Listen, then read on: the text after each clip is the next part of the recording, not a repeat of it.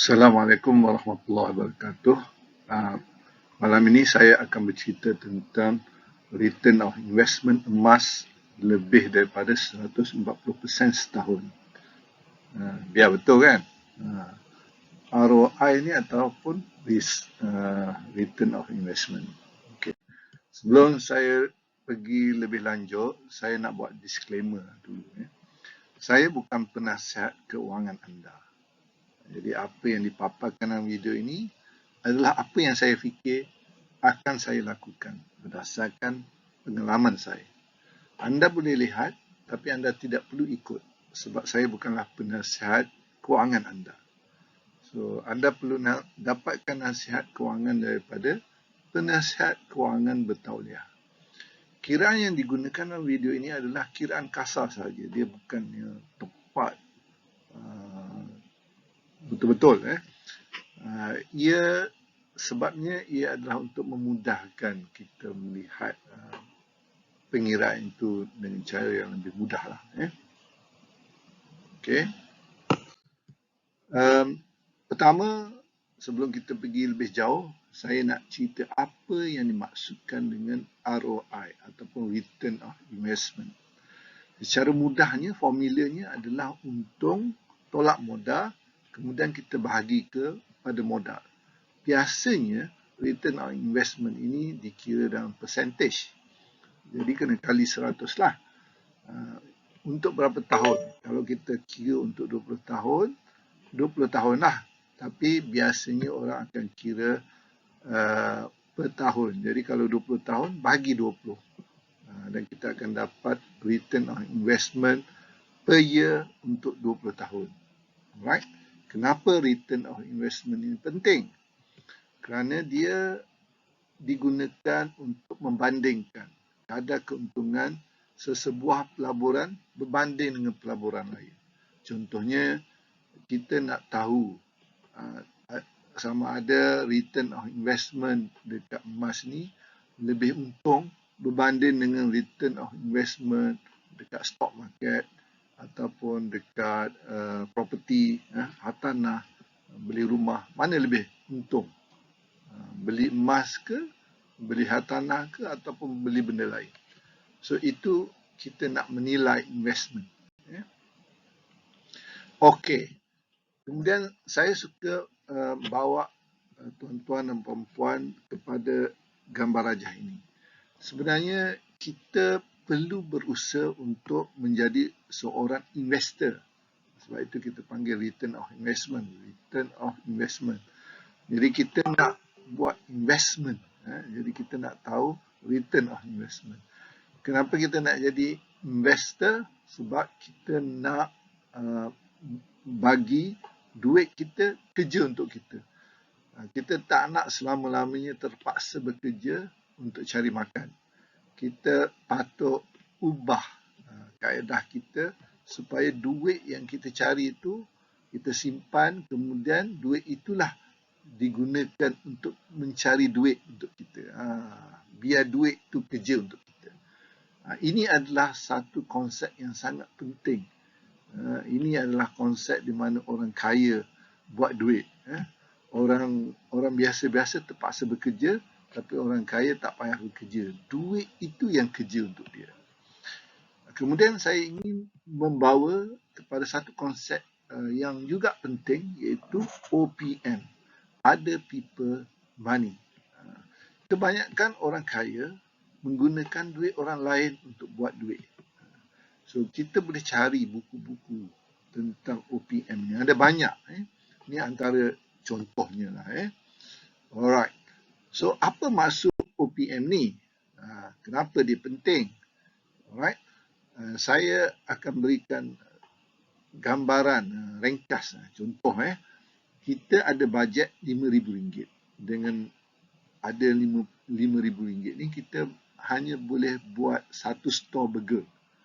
Dan dengan satu store burger ni, dah tolak-tolak kos, kita akan dapat pendapatan bersih RM1,000 sebulan. Alright? Ini tanpa ada pinjaman ataupun pembiayaan.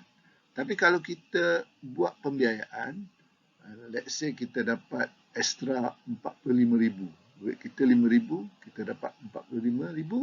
Jadi kita ada RM50,000 sekarang. Dengan RM50,000, kita boleh beli 10. Kita boleh buat 10 store burger. Dan oleh kerana itu, kita punya pendapatan bersih adalah lebih kurang RM10,000. Jadi dengan RM10,000 ni dan dengan pinjaman RM45,000, jadi kita boleh bayar hutang kita itu dengan selepas 5 bulan sahaja. So selepas 5 bulan kita dah boleh bayar dan kita akan dapat keuntungan setiap bulan sebanyak RM10,000 selepas itu. Jadi itulah kenapa OPM ini penting. Kalau kita tak guna duit pinjaman, maka pendapatan kita hanyalah RM1,000 sebulan selama-lamanya. Tapi kalau kita buat pinjaman, akhirnya pendapatan kita menjadi banyak, iaitu RM10,000, 10 kali ganda. Ya? Itulah kegunaan OPM. Dan ini digunakan oleh ramai orang. Bila kita beli rumah pun kita menggunakan konsep OPM. Kita hanya bayar 10% dan 90% lagi kita pinjam daripada bank. Jadi kita dapat 100%. Kebanyakan businessman akan buat OPM. Itulah cara bagaimana kita memperkembangkan ekonomi kita. Alright.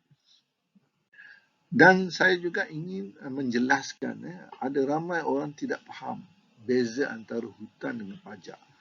Hutang selalunya dia tidak ada collateral. Contohnya ada A pinjam, berhutang dengan B RM10,000. Dia tak ada collateral, tak ada apa. Dia tulis surat sahaja. Ada 2 saksi lah contohnya. Tapi kalau dia tak bayar, apa kita boleh buat? Kita tak boleh buat apa pun. Hantar bangsa, susah lah pula. Tak ada. Itu maknanya dia tidak ada collateral. Biasanya hutang ni adalah suatu benda yang tidak digalakkan lah. Kalau tak ada collateral. Tapi pajak, apa beza dia? Pajak adalah kita mesti ada collateral. Contohnya, kita ada gelang emas. Harganya RM1,000. Kita nak perlukan duit. Kita pergi kat kedai pajak, bubuh gelang tu kat kedai pajak tu. Kedai pajak ambil harga berapa RM10,000 contohnya. Dan kita diberi duit, let's say RM8,500. So kita dapat duit RM8,500. Tapi emas tu dipegang oleh kedai pajak. Bila kita contohnya setahun kita janji. So setahun tu kita bayar balik RM8,500 dengan kos pajak dia. Dan kita dapat balik emas kita. Itu beza antara pajak dengan hutang.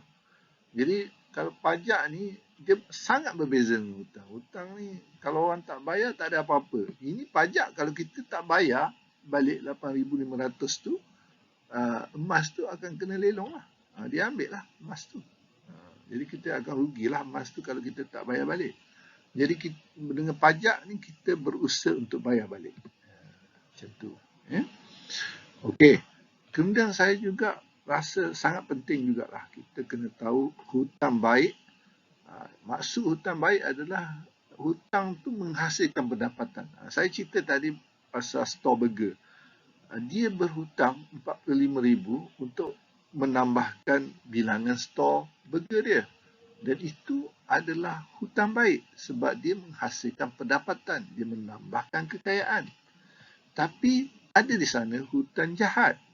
Hutang jahat, bad debt, maksudnya contohnya seseorang tu, Ali lah contohnya. Ali pergi ke Switzerland, jalan-jalan. Dia berhutang RM50,000 contohnya. Bawa satu keluarga, RM50,000 dia berhutang. Dengan hutang dia ini, dia terpaksa bayar balik setiap bulan, maybe RM1,000 sebulan. Jadi dia mengurangkan kekayaan dia, mengurangkan pendapatan dia. Jadi ini dikira hutang jahat. Itu beza. Tidak semua hutang itu jahat. Ada hutang yang akan menambahkan pendapatan kita. Sekarang saya ingin membawa pada benda yang penting. Apa kenaikan harga emas? Sejarah lah. Berdasarkan sejarah, harga emas 20 tahun lepas meningkat kepada 540%. 5 tahun 54%. Lebih kurang macam itulah. Dia ada naik turun. Depends pada bila yang kita tengok ni. Alright. So lebih kurang lah. 20 tahun dia akan naik 500%. 10 tahun biasanya 120, 150 macam tu. 5 tahun lebih kurang 50%. Alright. Itu kenaikan harga emas. Okey. Sekarang kita tengok 20 tahun lepas 1 kilogram emas harganya RM50,000 sahaja. Okay. Sekarang 1 kilogram emas harganya RM300,000. Ini lebih kurang lah. So kenaikan harga emas adalah 500% ataupun 5 kali ganda. Dan berapa agaknya harga emas 20 tahun akan datang?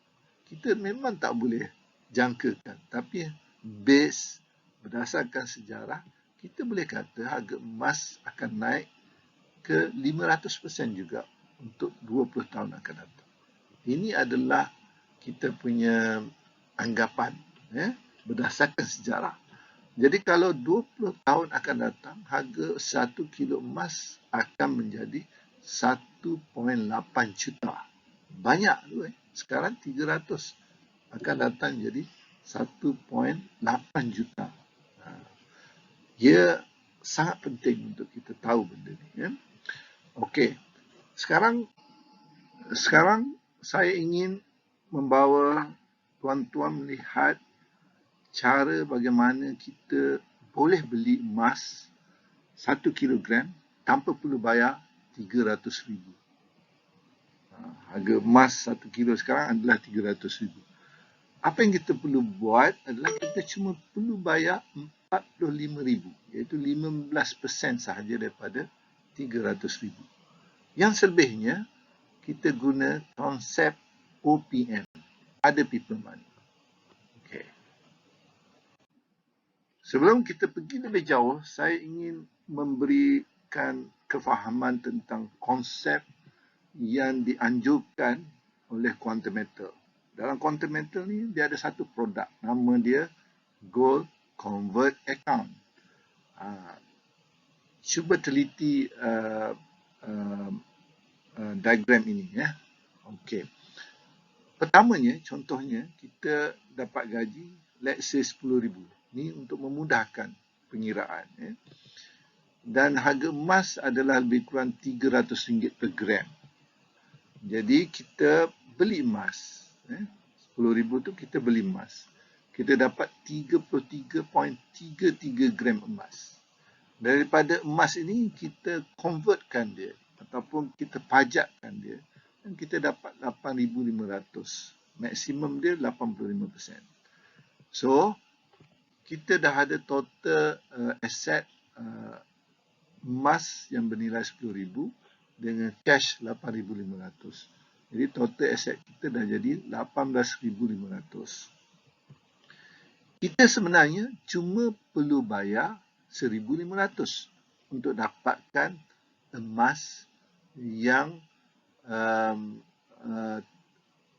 gram dia 33.3 gram yang bernilai RM10,000. Maknanya kita hanya bayar 1,500 untuk dapatkan emas yang bernilai RM10,000. Yang 8,500 ni cash yang kita dapat, kita belanjalah. Belanja hangus orang panggil. Jual bayar rumah, bayar kereta, makan, minum semualah. Okey. Dan kita biarkan emas itu dan selepas 10 tahun, let's say harga emas tu naik double, jadi RM600 per gram. Okey. Jadi nilai emas 33 gram itu sekarang menjadi RM20,000. Dulu kita beli 10 tahun lepas kita beli RM10,000, sekarang dah jadi RM20,000. Kita boleh buat dua perkara. Yang pertama, kita boleh tebus. Kita bayar dan kita dapatkan emas tu kembali kepada kita. cara dia bayarnya berapa? Kita kena bayar 8,500 yang kita dah ambil, campur dengan kos dia adalah 8,500 kali 3.5% setahun. Persen setahun. Tapi oleh kerana kita buat pinjaman 10 tahun, jadi kita kena bayar total 11,475. Kalau kita bayar ni, kita akan dapat balik 33 gram emas. Dan ini juga sangat penting untuk kita lihat bahawa emas, cara ni adalah kita menggunakan OPM. Maknanya kita buat macam kita dah gunakan 8,500, sekarang kita bayar balik. Other people money. Ya. So, cara kedua adalah kita jual emas tu. Emas tu dah bernilai 20,000, tolak kos dia 11,475, kita akan dapat balik 8,525. Jadi kita hanya bayar 1,500 dan kita at the end of the day kita dapat 8,500 balik kepada kita. Untung tak? Inilah konsep gold convert account. Dan kita boleh gunakan konsep ini dalam strategi kita membeli 1 kilo emas. Ya. Okey, kita nak beli 1 kilo emas, ada dua cara. Pertama, cara perlahan-lahan. Cara perlahan-lahan. Itu daripada duit gaji kita. Contohnya, gaji kita 10,000 sebulan. Okay? Jadi 10,000 bahagi dengan RM300 per gram. Jadi kita akan dapat 33.33 gram emas sebulan. Okay? Dan kita sebenarnya perlu bayar 1,500 sahaja. Sebab 8,500 lagi itu kita dapat balik.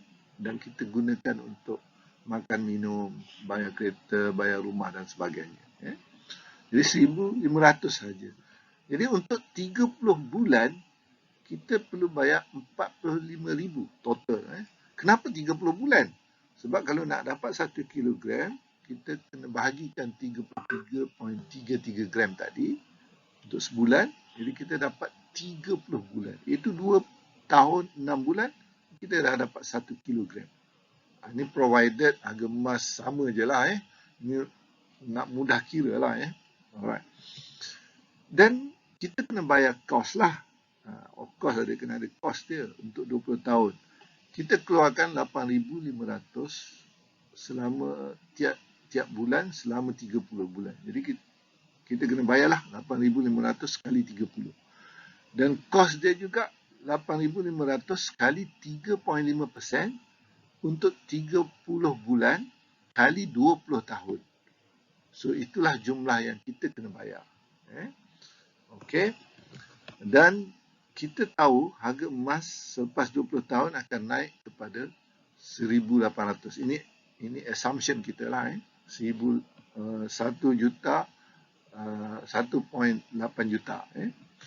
Jadi untung kita setelah kita dapat, maknanya lepas 20 tahun harga emas naik 1.8 juta, tolak dengan kos kita tadi 433,500, kita akan dapat 1.3 juta extra. Jadi kalau kita buat return of investment calculation, 1.366,500 tolak 45,000, kita kos kita untuk 30 bulan tu. 1,500 kali 30 bulan 45,000 bagi dengan kos kita 45,000, kita akan dapat 2,936% untuk 20 tahun. Jadi kalau kita bagi 20, kita akan dapat 147% setahun. Ini cara pertama. Bagaimana kita boleh beli emas tanpa perlu duit ekstra pun. Kita hanya guna duit gaji setiap bulan. Kalau gaji tuan-tuan dan puan-puan 5,000, bagilah. Maknanya kita akan dapat 1 kilogram selepas 5 tahun. Alright. Ini adalah Excel macam mana kita buat pengiraan kos. Gaji kita 10,000, harga emas 300, gram emas yang kita dapat 33 gram. So kita convertkan 8,500 ini, kita kena bayar. Management fee dia adalah 8,500 kali 3.5% kali 20 tahun. So kalau kita kira semua, inilah kos yang kita kena bayar, 433,500. Alright. Okey. Cara kedua, cara ini lebih pantas. Maknanya tadi kita kata dalam 2 tahun setengah kita dapat 1 kilogram. Cara ini kita perlukan modal ekstra. Cara tadi kita tak perlukan modal ekstra, hanya duit gaji kita sahaja. Ini kita kena ada duit ekstra 50,000. Kita beli emas 50,000 bahagi dengan 300, harga emas 300 ringgit per gram, kita dapat 166 gram. Lepas tu kita pajak dapat balik 85%, dapat 42,500. Dan kita boleh beli emas balik dengan 42,500 ni, bagi 300 kita dapat 141. Jadi kalau kita ulang benda ni, kita akan dapat 1 kilogram emas selepas 16 kitaran. Dan baki selepas 16 kitaran itu adalah 5,000. Jadi sebenarnya kos kita sebenarnya adalah 45,000. Jadi kalau 2 kitaran tu kita ambil masa seminggu, maka kita akan selesai dalam masa 2 bulan. 1 kitaran maknanya kita beli emas dan kita buat GC, dia masuk dalam akaun bank kita mungkin dalam 2 atau 3 hari. Jadi dalam seminggu kita mungkin boleh buat 2 kali. So mungkin dalam masa 2 bulan kita dah dapat 1 kilogram. Okey, kalau kita biarkan dia dalam akaun kita, selepas 20 tahun, nilai emas tu menjadi 1.8 juta. Dan kita tolaklah kos. Kos dia kurang sikit je. 430,000. Jadi kita akan dapat untung 1.37 juta. Return on investment kita adalah lebih kurang juga, iaitu lebih kurang 148. Saya akan tunjukkan Excel dia. Ini adalah Excel untuk dapatkan 1 kilogram. Bilangan tahun kita letak sini 20 tahun. Letak kenaikan 500%. Harga emas RM300. Kita masukkan yang warna kuning je, kita akan dapat calculation dia. So kita akan dapat untung 1.3 juta, return on investment dia berapa, dan per year 148%. Ini adalah cara kita buat Excel lah. Modal dia 48,900, at the end ada 16 kali kitaran, kita akan dapat 4,200. Kalau kita tolak ni, lebih kurang lah 44,000 macam tu lah. Alright. Dan saya juga ingin menunjukkan perbezaan return on investment kalau kita beli rumah berbanding return on investment kalau kita beli emas, seperti yang saya tunjukkan tadi. Okey, kalau kita beli rumah, let's say kita ambil lah harga rumah tu 300,000. Susah dapat 300,000, tapi kita hanya buat perbandingan saja.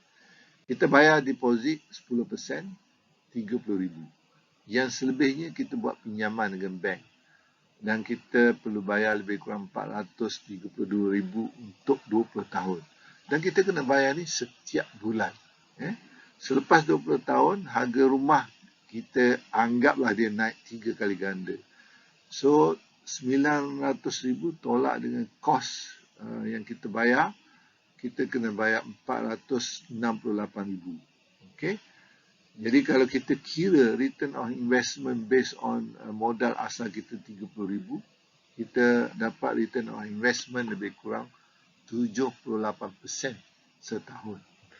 Tapi kalau kita buat, kita beli emas 1 kilogram dan kita hanya perlu bayar 45,000 sahaja, iaitu 15%, kita dah kalkulate tadi, kita akan dapat return on investment adalah 148%.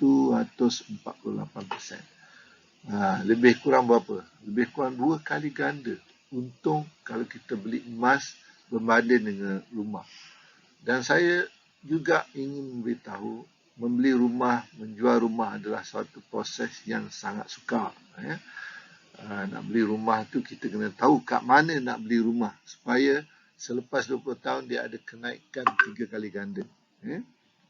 Kalau silap-silap dia hanya naik 2 kali ganda ataupun tak berapa naik.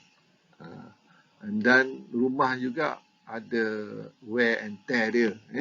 Dan bila kita nak jual, ia akan makan masa yang lama. Nak cari pembeli dan prosesnya it takes at least 6 months.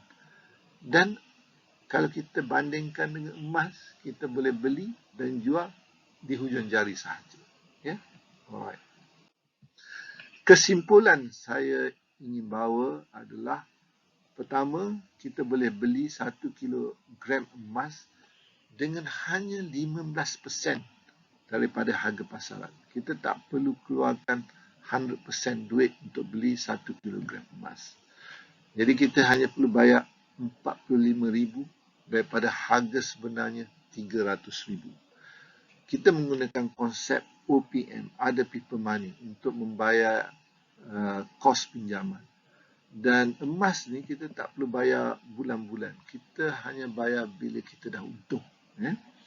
Potensi untung bersih dalam masa 20 tahun adalah 1.3 juta. Jadi banyak keuntungan. Itu 1 kilogram. Bayangkan kalau anda ada 10 kilogram. Berapa banyak keuntungan yang kita boleh dapat. Kita boleh buat pelan-pelan. RM10,000 every month. So kita akan dapat 1 kilogram. Selama ni pun gaji kita, contoh gaji RM10,000, setiap bulan kita pakai bertahun-tahun, setahun RM120,000, 10 tahun 1.2 juta, 20 tahun 2.4 juta, kita tak ada dapat pulang apa-apa. Mungkin kalau kita dah kerja 20 tahun, tak ada apa-apa pun aset yang kita boleh dapat. Mungkinlah kita ada buat simpanan sikit saja. Tapi kalau compare dengan beli emas secara yang saya tunjukkan ini, kita boleh dapat 1.37 million hanya dengan 1 kilogram emas. So return on investment emas ni sangat tinggi berbanding dengan return on investment hartanah. Dulu saya dalam bidang hartanah, dan saya rasa return on investment dalam hartanah adalah tinggi. Tapi bila saya menceburkan diri dalam bidang emas, jual beli emas, saya melihat keuntungan ROI emas jauh lebih tinggi daripada hartanah. Jadi semua ini kita hanya boleh buat di platform Quantimeter. Dan kalau tuan-tuan berminat, tuan-tuan boleh hubungi Kelab Perdagangan Emas. WhatsApp dia 011-1197-8780. Okey. InsyaAllah kita akan mengajar tuan-tuan bagaimana untuk membeli emas dan menjual emas untuk mendapatkan keuntungan daripada jual dan beli emas. Itu sahaja penyampaian saya ataupun pengkongsian saya. Saya ingatkan lagi sekali, saya bukanlah penasihat kewangan dan ini apa yang saya lakukan dan saya ingin share. Tuan-tuan tak payah ikut pun tak apa. Okey. Terima kasih. Assalamualaikum.